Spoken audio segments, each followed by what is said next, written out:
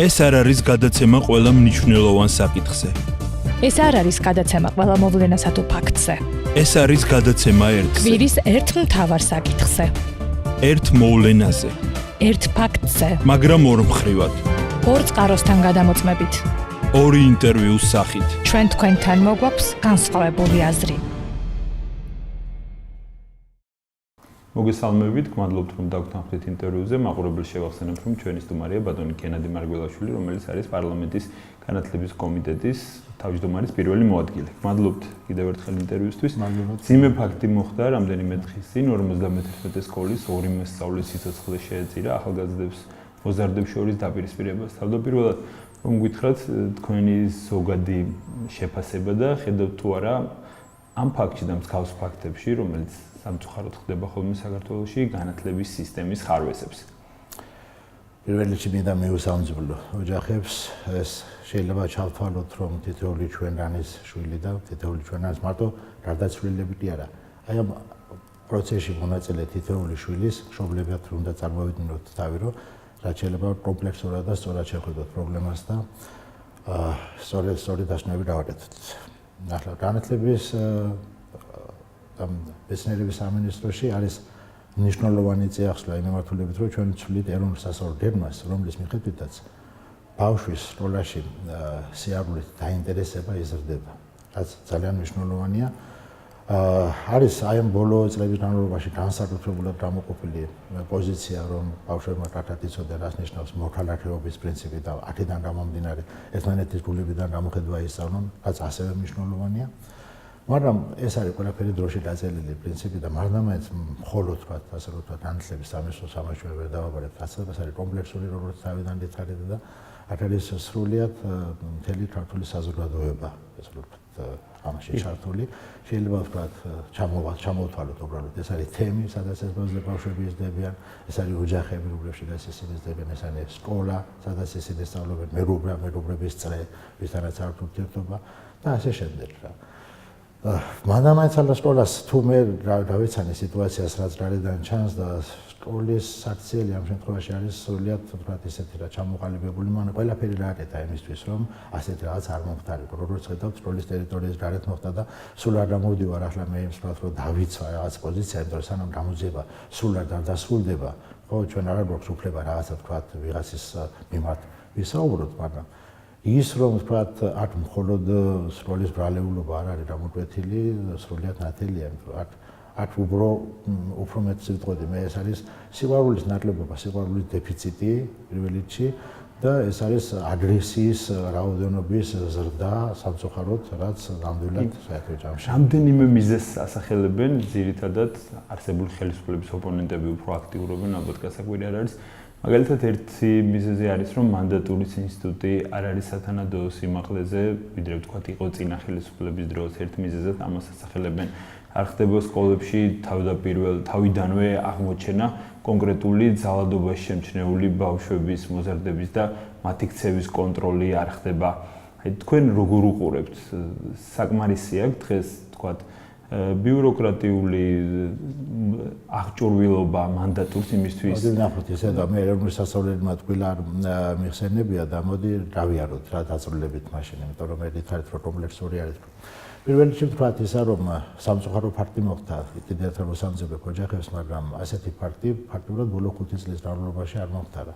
ანუ მეტნაკლებად თუ ჩვენ ვისაუბრებთ იმაზე, რომ ვთქვათ, რამდენად ხშირად ხდება ასეთი რაღაცეები, ოდნავ შეკავებული მაინც იყო და თუ გავიხსენებთ იმ პერიოდს, რამაც გამოიწვია მანდატურის სამსახურის შემოსვლა საზოგადოებრივ სკოლებში, მაშინ გაცილებით უფრო ხშირად და ფაქტობრივად ყოველ მეორე სკოლაში ხდებოდა მსგავსი ბულინგური და ვთქვათ, ასე ვთქვათ, ძალმომრეობითი ფაქტები.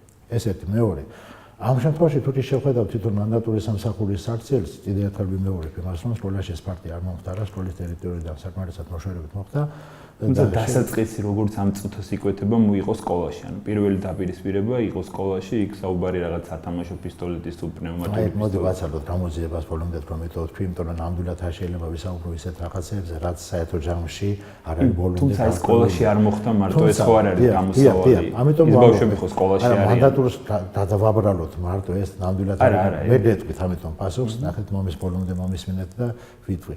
მე ვამბობ რომ როდესაც ეს ინსტიტუტი რომელსაც მოქალაქეობრივი განვითარება ქვია ბავშვისა წყობრად ჩამოყალიბდება და კათად იქნება თითოეულ სკოლაში და პლუს ამას დეთანხმებით იმაში რომ თითოეულ სკოლაში რო იყოს ფსიქოლოგი ბავშვთა ფსიქოლოგი იმისათვის რომ კათად იყოს შესწავლილი ახლა თითქოს მანდატურმა შეითავსა ესა მაგრამ მანდატურისთვის ფსიქოლოგის შეთავსება არ არის ასე ვთქვათ სენსიტიური იქიდან გამომდინარე რომ პროფესიული უნარჩვევები ჭირდება აბსოლუტურად დეთანხმებით და ბოლოს ამას ისევ ეროვნული სასწავლებელი ენაა სადაც იქნება არა ვთქვათ გადატვირთული დაკვეთილები რომლის დროსაც ბავშვებს ცოდნა არ არის ხოლო ჩვენ უნდა დავზარდოთ პიროვნებები და შესაბამისად პიროვნების ჩამოსაყალიბებლად ამ პიროვნებს უნდა სიამოვნებდეს უნდა შეიმეცნოს უნდა გაიგოს უფრო ადამიანური თვისებები და ის უნარჩვევები რომელზედაც ჩვენ საუბრობდით და არა თვითონ ფაქტის მშრალად დამახსოვრება ეროვნული სასწავლებელმა ამას გააკეთებს საერთო ჯამში ახლა საერთო ჯამში ჩვენ შვილებს უნდა უხაროდეთ სკოლაში წასვლა და ერთმანეთთან მეგობრობა. თქვენ ახსენეთ ბულინგი, სავარაუდოდ ამ ბოლო ფაქტის შეიძლება ითქვას გამომწვევით ყოფილიყო ბულინგი, თუმცა როცა რაღაც ანგარიშებს ვეცნობოდი, სახელმწიფო, რამდენადაც სპეციალისტები ამბობენ, არ აწარმოებს ბულინგის აღწერას. მანდატურს აქვს თითქოს ფუნქცია სკოლაში ყველაფერი შეისწავლოს, მაგრამ აი ესეთი სტატისტიკა, რომელსაც დაეყნობოდნენ სპეციალისტები, თუ რამდენი ძალადობა ხდება, რა ტიპის ძალადობა ხდება, როგორ უნდა ვებრძოლოთ ამ პრობლემას არ არსებობს რა. თქვენ როგორც მაკონტროლებთ თქვათ განათლების სისტემას. ყველაფერს ვაკეთებთ. მიგაჩნიათ სწორად რომ ელემენტარული თუ არ იცი სტატისტიკა, ვერ ნერგავ მასთან ბრძოლის მეთოდებს, ხო? დეთანხმებით, ერთი რაღაცა არის ამ შემთხვევაში, რომ განათლების და მეცნიერების კომიტეტი ყველა ძალას ხმარობს იმისთვის, რომ ეს ჩამოყალიბებული იყოს უკვე და ბულინგის თვისებები, ანუ მისი სისტემატური შესწავლა თავიდან ბოლომდე რაც არსებობს. და ეს განათლების სამინისტროშიც არის უბრალოდ სტატისტიკური მონაცემები ამის არ არის ასე ერთსახოვნად ადვილი ასაღები. რომელ ანუ ფსიქოლოგიურად შევხედოთ ადამიანი როგორც წესი რომ თუ ის ბულინგის მსხვერპლი არის მე აღება ოჯახური ძალადობის მსხვერპლის არ ამხელს შე შემთხვევაში და ჩვენ მოუწოდეთ საზოგადოებას იმისთან რომ უფრო გახსნილები იყვნენ და უფრო ბევრი ისაუბრონ ამაზე რომ ამ ტიპის ფაქტები შემდეგში აღარ მოხდეს ხო ანუ კიდევ ერთხელ ვიმეორებ ეს არ არის ძალამხრივი პრობლემა ეს არის კომპლექსური პრობლემა და აი მაგალითად მე ოჯახზე არაფერი მithქვამს და შე შემთხვევაში მე ვიტყოდი ასეთნაირად ოჯახიდან გამომდინარე კეთილდანწყობა სიყვარულს განაპირობებს შე შემთხვევაში არა მხოლოდ თქვათ ერთი ვთქვათ ოჯახში მისვლა დაძინება საჭმელი ჭამა არამედ ურთიერთობები რომლებიც არის ოჯახში და ეს ურთიერთობები შე შემთხვევაში იმის გამო რომ გადატვირთული გრაფიკის გამო ან იმის გამო რომ საქართველოში არ იმყოფებიან ოჯახის წევრები ვერ ახერხებენ ამ ტიპის სულისკვეთების შეძენას საერთო ჯამში გვაძლევს თუნდაც იმას რომ ბავშვი უფრო ჩაკეტილი ხდება და ამ ჩაკეტილობის ქვეშ სწორედ ასეთი რაღაცები ხდება რაც მოხდა. აი ამერიკული პრაქტიკით მაგალითად სკოლები დავალდებულები არიან რომ რაიმე შეამჩნევენ თუ არა ბულინგ ძალადობისკენ მიდრეკილებას სამართალდამცავ სტრუქტურებს შეატყობინონ და ეს მკაცრად აღწერონ. ჩვენთან როგორ არის კანონმდებლობით არის ეს ასე გაწერილი ხდება ამის კონტროლი თუ არა? ნუ თქვენ იცით რომ ამის რეკლამირებას მიმიდიოდა ტელევიზიით რომ თუთი ამ ტიპის რაღაცა შენიშნავ შენი ადამიანური მოვალეობა არის პირველ რიგში რომ აფრეთო ასეთი რამე იმიტომ რომ არავინ არ იცის ეს შეიძლება შენი შვილიც აღმოჩნდეს იმ კონკრეტულ შემთხვევაში ხო? აბსოლუტურად ვეთანხმები იმას რომ მოქალაქეობრივი კანონმა თუ არ დაავალა აი ადამიანურობა ზოგჯერ არ ჭრის ხოლმე. კანონი ავალდებულებს ჩვენთან განათლების სისტემაში მომუშავე სკოლებში მომუშავე ადამიანები. სკოლაში მომუშავე პედაგოგი არის თავიდან ბოლომდე ვალდებული, რომ თუთი ამ ტიპის რაღაცა შენიშნავს, იმ წუთას შეატყობინოს მანდატურს. მანდატურს და მანდატურმა სავარაუდოდ მანდატური ეს არის იერარქია არის შემდეგ და მანდატური შემდეგ იმის მიხედვით თუთი ვთქვათ ამის მოწესრიგება თვითონ სკოლაში მოხდება მშობლების დაბარებით არასრულწლოვანია ესა მოხდება სკოლაში თუ ეს აღემატება უკვე მანდატურის უფლებამოსილებასაც ამ შემთხვევაში უკვე აი უცხოური პრაქტიკით სამეურვეო საბჭოები მუშაობს კარგად, სადაც შედიან როგორც მასწავლებლები, მშობლები, მოსწავლეები. ჩვენთან იმუშავა ამ ინსტიტუტმა დიდი ხანია მოხდა მისი დანერგვა. სამეურვეო საბჭოს ქვე ინსტიტუტი არის დისციპლინარული კომიტეტი, რომელიც არის მუდმივმოქმედი, რომელშიც შედის პარიტეტულ საწესებზე არა მხოლოდ მშობლები, არამედ მასწავლებლების უმაღლესი და მაღალი საფეხურის მოსწავლეებიც და დისციპლინარული კომიტეტი არის ამ შემთხვევაში ყველა დისციპლინარული სახლის გადამწყვეტი. დირექტორი უკვე ამ შემთხვევაში გადაწყვეტილებას აღებულობს, ის უბრალოდ შეატყობინებს დისციპლინარულ კომიტეტს ამასთან დაკავშირებით და შემდეგ დისციპლინარული კომიტეტის დასმას ან ეთანხმება, ან უარყოფს და თავის მიზეზებსაც ამბობს ამასთან დაკავშირებით. ანუ ამ მიმართულებით თუ იმსჯელებთ, ხო, კანონ ვალდებულება მის დაწერილი არის. ეს მაგასაც ვამბობ კიდე. მუშაობს არ როდითაც ახლა ნებისმიერ შემთხვევაში დისციპლინარულ კომიტეტებს მე ასე ვარ დარწმუნებული, რომ თითქმის ყველა სკოლაში აქვს რაღაცა გასაკეთებელი. პლუს ამას დავამატებდი მე, რომ მოსწავლეთა თვითმმართველობა არის ყველა სკოლაში. ასევე და ისევ მაღალი საფეხურის წარმომადგენელი შედის დისციპლინარულ კომიტეტშიც და სამეურვე საბჭოშიც აუცილებლად არის სკოლიდან ანუ მოსწავლეთა თვითმმართველობიდან ერთი წარმომადგენელი მოსწავლეთა თვითმმართველობის ხელმძღვანელი ვინც იქნება. შესაბამისად, გვინდა თუ არ გვინდა, მისი აქტიურობა უფრო დამოკიდებული არის არა კანონზე, არამედ თვითონ აი ამ ადამიანის პიროვნებებზე, რომლებიც მოცემულია სკოლაში და მე მქონდა ესეთი შესაძლებლობა, რომ თქვა დინდა სამეურვე საბჭო ყოფილიყო და დინდა დისციპლინარული კომიტეტი და დინდა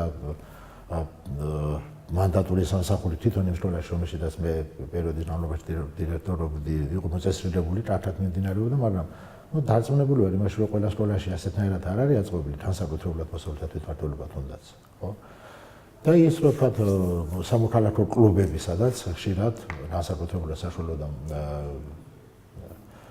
საბაზისო განათლების მოსული ადამიანები, ანუ მე-7-დან მე-12 კლასამდე ხშირად დარდებიან და ისაუბრებენ სწორედ ბულინგის თემებზე და იმაზე თუ როგორ უნდა მოიქცენ ამ შემთხვევაში, რომ თქვა ჩადურელი არ იყოს პრივილეგირებულ სიტუაციაში.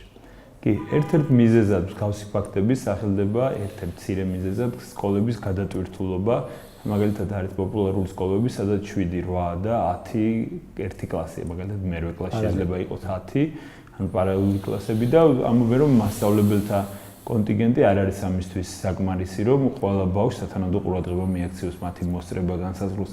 ამ კუთხით რამე რეგულაციის შემოღებაა საჭირო თუ სკოლამ ინდივიდუალურად მოაგვაროს ხალხი პრობლემა? თუ შევხედავთ ამ მიმართულებით, შეიძლება სკოლები კატეგორიებად დავყოთ. ეს არის ქალაქის ცენტრალური სახელიანი სკოლები, ასე რომ ვთქვათ, პირობითად და 51 ერთ-ერთი ასეთი სკოლათაგანია.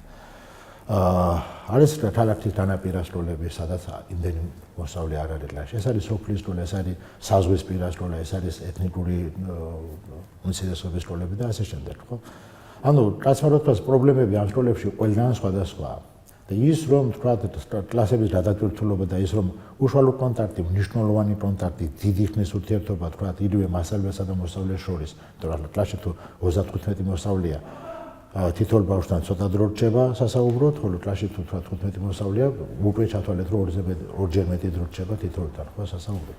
ამას თეთანხმებით არის, მაგრამ ახლა მიდრეკილება იმის რომ ასახელიან სკოლებში მანდამაინც ყველა სწავლობდეს არის, ესეც მშობლებიდან მოდის, ისიც ვენ არსებობს ელექტრონული რეგისტრაცია ბავშვებისა, სადაც ამ ტიპის სკოლები, აი პირველი კატეგორია, რომელიც მე გითხარით, ძალიან სწრაფად ივსებიან ხოლმე. განათლების სამინისტროდან რეგულაცია გაკეთდა ასეთი, რომ ფაქტიურად გამდენადაც მემახსოვს მე-4 მუხლის პირველი პუნქტი, რომელიც სასწავლებლის არ რეგულირებს ამას, რომ კლასში მოსწავლეთა რაოდენობა არ შეიძლება აღემატებოდეს 25-ს და განსაკუთრებულ შემთხვევაში შეიძლება დაიზარდოს მაქსიმუმ 29-მდე.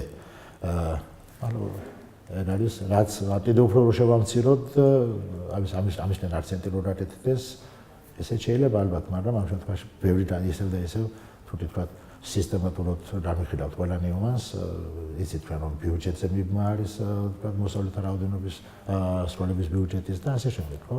შევაუშერული სისტემა და ყველაფერი გადასახადია. ბოლო დღეებში საუბრობენ რომ პოლიცია, უბნის ინსპექტორი უფრო უნდა ჩაერთოს თქვათ მოზარდების ქცევის კონტროლში, საუბარი იმაზე რომ ცივი არაღი და არა მარტო ცივი თქვათ სკოლებში ხდება მათი შედინება და განათლების სამინისტროს შინაგან საქმეთა მინისტრი კოორდინირებულად აპირებენ როგორც გაჟღერდა ამასთან ბრძოლას და როგორ ფიქრობთ, არის საკმარის ქმედებებს ახორციელებენ დღემდე საჯარო სკოლები რომ მათთან იარაღის რაღაც დაკრძალული ნივთების შეტანა არ მოხდეს? ერთი ძველი ამბავი გამახსენდა რომ როცა ჩხრეკა ჩაატარეს სკოლაში ძალიან ბევრი წლების წინ ძალიან ბევრი აკრძალული ნივთი ამოიღეს. თქვენ ინფორმაციით ასეთი შემოწმებები პერიოდულად ხდება, არ ხდება, უნდა ხდებოდეს თუ არ უნდა ხდებოდეს?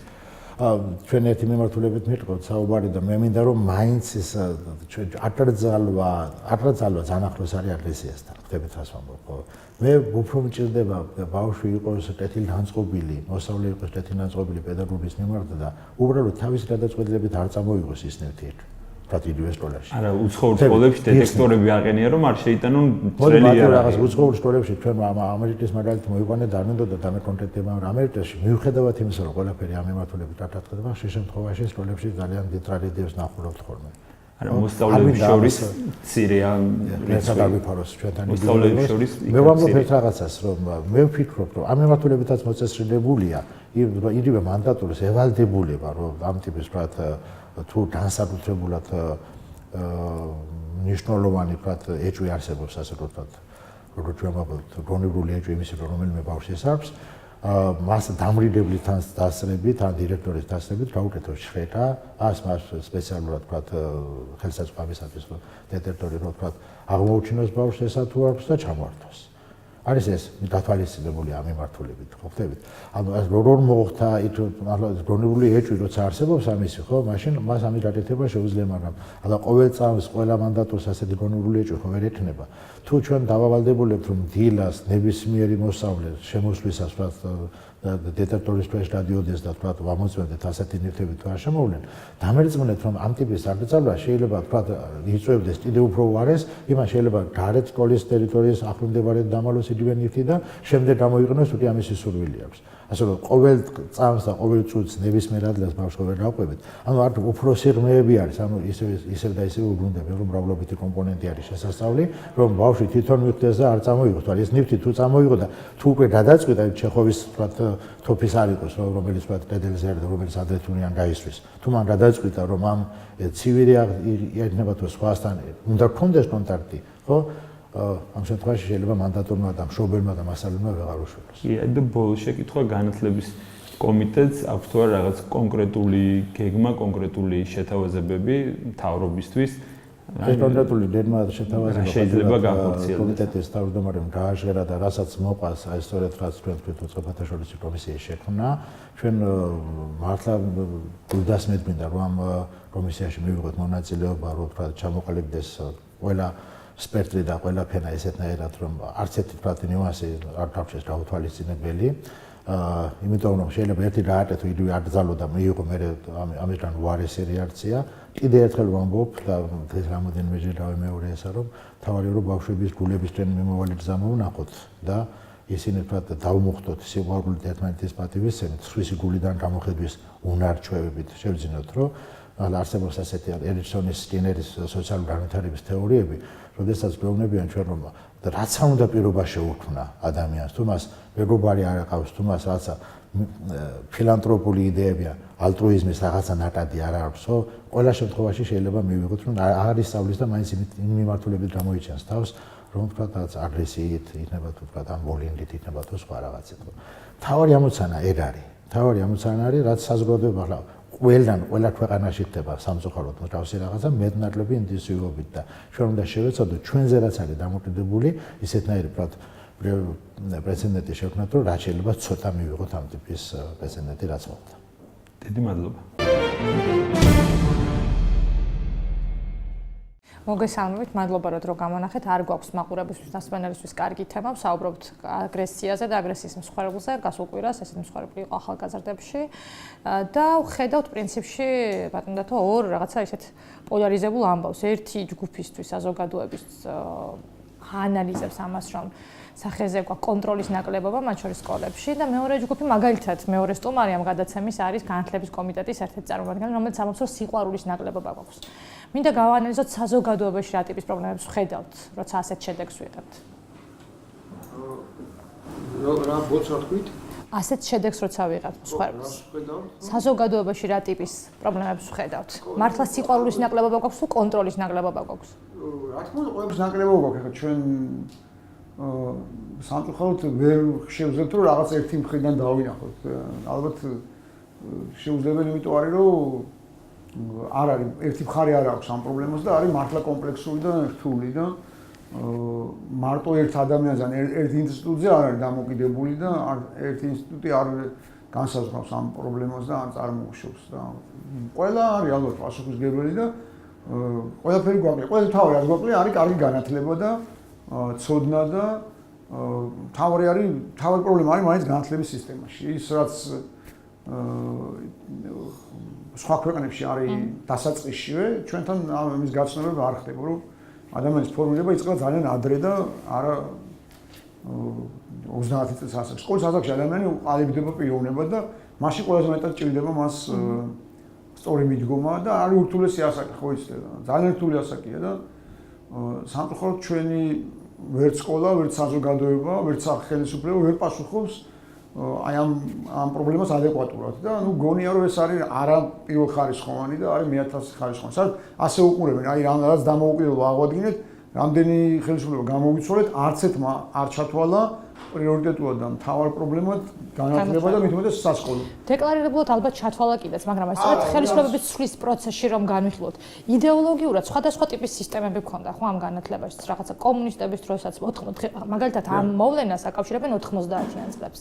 აბსოლუტურად სხვა ტიპის საგანმანათლებლო სისტემაში იგივე ტიპის პრობლემებს ვაწყდებოდით, ხო? განსაკუთრებით მათ შორის იმ სკოლებთან და იმ უბნებთან, რომელსაც ეს ბოლო შემთხვევაც უკავშირდება. მერე უკვე იყო გარკვეული სხვა ტიპის პერიოდები, დამოუკიდებლობის იყო ნაციონალური მოძრაობის მმართველობის პერიოდი, როცა გამკაცრებული კონტროლი მივიღეთ, რომის ნაკლებობასაც ახლა უჩივიან დიდწილად და ახლა ვხედავთ კიდევ ახალ მიდგომებს, მაგალითად გაურკვეველ განათლების რეფორმის დასრულების სურვილს. დეკლარირებულად არის საუბარი იმაზე, რომ უნდათ შეიცვალოს განათლების სისტემა და განხორციელდეს რეფორმა ისე, რომ მსგავსი შედეგები არ გვედგას.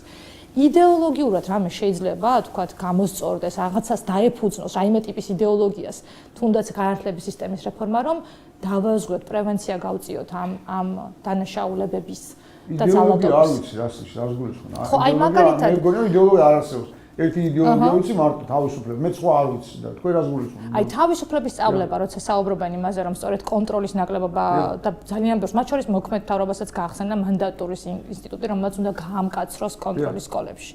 თქვენი აზრით ეს უფრო ხელს შეუწყობს, თქვათ, პრევენციას თუ პირიქით გაამძლავრებს, თქვათ, აგრესიას ახალგაზრდებში? არა, ასე ეს მე ხლა ნერაკაკული მე არა რომ ვიმკითხავდე წინასწარ მეტყველი ვიყო. არც გთხოვთ, უბრალოდ ანალიზი. რა მოხდება და რა რას მოყვება ისა გაზდის და შეამციებს. ხო გეუბნები, ეს მარტო მანდატურზე არ არის დამოკიდებული და მარტო იმ ადამიანების კარებში დგას და უნდა ამოწმოს იარაღი შეაქვს თუ არა ბავშვს. ეს არ არის ასე მარტივად მეთქი, ხო გეუბნები. ძალიან ძნელია ყველა ქვეყანაში ალბათ ასე მოხდა, რომ ეს არჩევანი გააკეთა საზოგადოების სახელმწიფო, მთავარი არის ბავშვი და მისი აღზრდა. იქ ალბათ აი ინსტიტუტები მუშაობდნენ და შეემუშავეს მეთოდიკა. ჩვენთან ეს არ მომხდარა. თქვენ რომ მეუბნებით, რომ დეკლარაციის დონეზე მეც არც მახსოვს, რომ რომელიმე ხელისუფლებას ეთქვას მაინც, რომ მთავარი არის სკოლა. სკოლა იცით რას ნიშნავს? აი სახლის აშენება რო გინდოდეს და საძირკველი რო არ კონდეს. კაი კალფანჯარა რო ჩამოიტანო, სახურავები რო იმიდან ჩამოიტანო, საჩხერეში ყველას კაი სახურავია. ყველაფერი რო კონდეს, საშენი მასალა და არ კონდეს საძირკველი, სახს მაინც ვერ ააშენებ. ეს არის ჩვენი სახელმწიფოს და საზოგადოების ამბავიც და პრობლემაც, რომ საძირკველი არის სკოლა. ჩვენთან სკოლა ახსენდებათ, იმიტომ რომ არჩევნები ტარდება ხოლმე სკოლის შენობებში, როგორც წესი. და მასწავლებელი და დირექცია და ადმინისტრაცია მაგიტო ჭირდებათ, რომ მათთვის სასარგებლო შედეგები იყოს, მეტი არაფერს დაჭირდებენ. იქ რო ადამიანი ჩამოყალიბება ვიწყო, ეს მათ საზრუნავი არა. მათ გონიათ ეს არის მეათე ხარისხოვანი. ამიტომ ჩვეულებრივად დააყენეთ ჩვენ ბიუჯეტს, რაში მიდის ძირითადად და როგორი მეათასე ხარისხოვანი განათლება მიხვდები. მე მგონია სკოლა. რატო არის რომ ყველაზე არაპრესტიჟული არის მასწავლებლის პროფესია, ყველაზე რთული და საპასუხოა მასწავლებლის პროფესია. მასწავლებელი ვინ არის, ვინც სხვაგან ვერ მონახავს იმას, ნაკლია რომ ჩააწყოს და ნათესავინოს ის მიდის მე სკოლაში.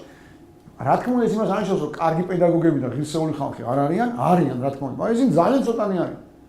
ყველა გამოკითხვით, ყველა იმით, რა ქვია, კომისიით და გამოცდებით 10% ძლივს გადალახავს ხოლმე ეს რა ქვია, დადებითი შედეგის მქონე მასწავლებლებს. წარმოგიდგენთ საბინყოფები?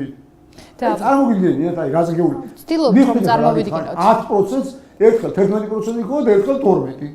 წარმოგიდგენია, არის სხვა ტიპის პრობლემები, თქვა, ვინ ბრუნდება, ვინ ირჩევს მასწავლებლობას და ასე შემდეგ, მაგრამ რადგან მაინც იყო ხაზგასმა იმის, რომ უნიკალური, თითქოს უნიკალური ქვეყანა ვართ, რომელსაც ამგვარი ტიპის პრობლემა უდგას. ხომ არ არის თუნდაც იგივე ბულინგი, თუნდაც იგივე ახალგაზრდებში ძალადობა, მარტო ქართული მოვლენა, ხო? მსგავსი ტიპის პრობლემები, იგივე პოსტსაბჭოთა ქვეყნებს ხომ გადაულახავთ? თუ გვაქვს რაღაც ტიპის ანალიზი ან თუ გაკეთებულა საერთოდ მსჯელობა ამაზე, სხვა ქვეყნებს როგორ გადაულახავთ? სხვათანაც არის ეს პრობლემა, მაგრამ ჩვენთან ყველაფერი არის უცნაურად უკიდურესობამდე მისული. სხვაგან ასე არ არის, მეხინკლის ძველი ბიჭი იყოს, პოლიციელი ძველი ბიჭი იყოს, ისა რა ქვია, კლასელი ძველი ბიჭი იყოს და დეპუტატი ძველი ბიჭი იყოს, ესეთი ქვეყნები მარტო საქართველოა. აქ გაცილებით რთულად არის საქმე, იმიტომ რომ გასაგებია რომ პოსტსაბჭოთა ქვეყნები სხვაგანაც არსებობენ, ძალადობა სხვაგანაც არის, სიძულვი სხვაგან, მაგრამ ბავშვი ასეთ გარემოში იზრდება, ყველა მხრიდან ძალადობას ხედავს. აბსოლუტურად ყველა ასაკში. მისთვის ძალადობა არის ნორმა, ასე ფიქრობს ის. ბავშვობიდან ასე ფიქრობს. ხედავს რომ ადამიანებს, რომელსაც ერთმანეთს არის განსხვავებული აზრი აქვს, ერთმანეთის მიმართ მხოლოდ სიძულვი გააჩნიათ, მეტი არაფერი. ადამიანები, როცა უფროსები ვერ უშვებენ, რომ ერთ და იგივე საზოგადოებაში, ერთ და იგივე სივრცეში შეგვიძლია თან არსებობა, უნდა შევძლოთ დასულმა ადამიანებმა, როგორც უნდა განსხვავდებოდეს ჩვენი აზრები, ჩვენი ტვინი და ჩვენი ისა რა ქვია, ცნობიერება და ფიქრები, უნდა ვიარსებოთ. ამას რომ უფროსები არ უშვებენ და ხოლო ძალადობა ამასეთ შემთხვევაში პასუხი და რეაქცია სხვის განსხვავებულობაზე. იქ ბავშვი როგორ უნდა გაიზარდოს? უფროსები ახსენეს და გასაგებია რომ აბსოლუტურად გეთანხმებით რომ შესაძლოა სისტემურმა მიდგომამ ცოდნამ სკოლაში რა გამოვასწოროთ უშუალოს მომავალ თაობებს, ანუ გაზეთი ფუნდამენტი ჩაეყაროს, მაგრამ რეალურად უფროსებსაც ხომ უკავშირდება თავისთავად ეს პრობლემა. იქ რა ვუყოთ განათლებას, იქ რა ვუყოთ გაუნათლებლობას უბრალოდ. ეს თაობები ხო სახეზია, ჩემი, თქვენი, ჩვენი უფრო, ანუ საბჭოთა კავშირი, საბჭოთა პერიოდის საგა მე დავიბადე საბჭოთა პერიოდის საქართველოში. აი ამ ქუჩას გავივიდი ყოველდღე, აგერ მივიდიოდი სკოლაში. ეს სულ მახსოვს, რომ თავარი მე ხო მოტივაცია არ მქონდა სწავლის, კარგად სწავლობდი, მაგრამ მოტივაცია არ მქონდა. თავარი იყო ფურცელი, დიპლომი და არა ცოდნა და განათლება. ამის შედეგია რომ ასეთი არაპროფესიონალებზე, არაკვალიფიცირებული ხალხის ქვეყანა ვარ დღეს. ეს იყო თავარი, ორიენტირი იყო ეს და არა განათლება. იმ ხალხს რა ეშული, მე თვითონ შევსტრესებული ვარ აგერ აქ თბილისთან. აგარაგზე ვიყავი და მეზობელმა დამპარიშა და 14 წლის ბიჭს ჰქონდა დაბადების დღე. და საჩუქრად მოუტანა იარაღი მამის ძმაკაცმა. ასეთი კრეტინი მამა და მამის ძმაკაცი ვიყავს. ყველი გაიზრდება, აბა რა გაიზრდა 14 წლის ბიჭს, წეჩქინს რომ მოუტან საჩუქრად. რას იზავს ის ბიჭი, იარაღს, საწაიგებს. ესვის ვიღაცას, ან კლასებს მოკლავს, ან პარალელკლასს. ვინ უნდა მოკლავს, ან სხვა სკოლას. რა უნდა ქნეს ეხა იმ ბიჭმა? იმ ბიჭმა რა უნდა ქნეს? 14-ის რო იარაღს მოუტანა, 15-ის უყიდი $100,000 ჯიბს. არაფერი საქმე არ არის. საერთოდ უმედოა ეს ზედათაობა, რომელსაც უნდა ვისაუბროთ, რა ველზე უნდა ვისაუბროთ, რა ველზე უნდა ვისაუბროთ. არ არის გასაგებია, მაგრამ ეს არის აქტიურობა იმ ხელისუფლებაში, ხო ამდენი უტვინო როგორ ხდება, იმიტომ რომ ჩვენ ვართ ასეთი უტვინოები, აბა წყარო ხელისუფლების ძალაუფლების წყარო არის ხალხი. ჩვენ თუ არ შევიცვლებით, ვერც ხელისუფლებას ვერ მოხდებიან ნორმალური ადამიანი. რას ფიქრობს ის ჩვეულებრივი, მასაც უკრიმინალური ცნობიერება აქვს, რომ 4 წელიწადში მოასწროს რაც შეიძლება მეტის წაგლეჯვა, ან ბიუჯეტისთვის, ან ჩვენთვის. ამას ფიქრობს ისიც. მეც კი არ არის. არ ვიცი, მე მგონი ჩვენი ინტერვიუთი ძალიან ის ბავშვიც, ის რაწყალი 50 ის ორი ბავშვი რა შეეწია, რომ კონფლიქტი და პრობლემა რო ქონდა იმ ბიჭმა, სხვა ვერაფერი ვერ მოიფიქრა, ალტერნატივა ვერ მოიფიქრა. გარდა იმისა, რომ სხვა სკოლიდან მოიყვანა ეს რა ქვია, ძველი ბიჭები. მეტი ვერაფერი ვერ მოიფიქრა. წარმოგიდგენთ, რა ასე არის გაზრდილი ის ბიჭი. ასე გონია, რომ ეს არის რეაქცია, რომ ალტერნატივა არ არსებობს. ეხლა ის ვიღაცა რომ გერევა შენ სხვა უნდა მოიყვანო, ვიცი მე იმას მოერევა და დაჩაგრავს. ამის მეტი ვერაფერი ვერ მოი, ასე ვიზრდებით. ეხლა ისე იმაში არის რომ სახელმწიფო გვაქვს, რომ სხვა გამოსავალიც არსებობს. კი ბატონო, ისე და გამოვიდა ჩვენი ინტერვიუს, რომელიც დროც ამოიწურა პრინციპში, რომ თითქოს ალტერნატივა არ არის, მაგრამ იქნებ სწორედ ამაზე საუბარი სახელმწიფოს არსებობს. არ არსებობს სხვა საშუალება იმ პრობლემის მოსაგვარებლად, რაც ჩვენ ქვეყანაში. თავარი არის განათლება. როცა განათლება იქნება თავარი ღირებულება და მიზანი და ფასეულობა და არა დიპლომი და ფურცელი, რა თქმა უნდა ყველაფერი შეიცვლება. რა თქმა უნდა, სკოლის მასწავლებელს დააფასებენ და ხელფასი უფრო მეტი ექნება მას, ვიდრე უსაქმურ დეპუტატს. რა თქმა უნდა, პრესტიჟული გახდება მასწავლებელი, იქ ვერც მოხდება შემთხვევითი ადამიანი. დირექტორიც ასეთი იქნება, პოლიციელიც ასეთი იქნება, ნებისმიერი სახელმწიფო სტრუქტურის წარმომადგენელიც ასეთი იქნება, სახელმწიფო ცნობიერება იქნება და მისი შვილების და ახალი თაობაც ჯანმრთელი გაიზრდება შედარებით. ეს უცებ არ მოხდება, მაგრამ ხო უნდა დავიწყოთ ადრე თუ გან. მე მგონია რომ ეხლა რაც მოხდა 51 სკოლის ამოწაფებთან დაკავშირებით უნდა იყოს გარდამტეხი. აი, უნდა მივხვდეთ, რომ ეს არ არის რა ქვია, კონკრეტული და ცალკეული უბედურება. ეს არის ნიშანი, რომელიც რაღაცას ცulis და თუ ვერ შევხედე ხა მართლაც ასეთ კრეტინები თუ ვართ, ნუ მაშინ არ მეშველება. იმედია რომ უამრავი ადამიანი დაფიქრდება რა მოხდა სინამდვილეში. ძალიან დიდი მადლობა ინტერვიუსთვის.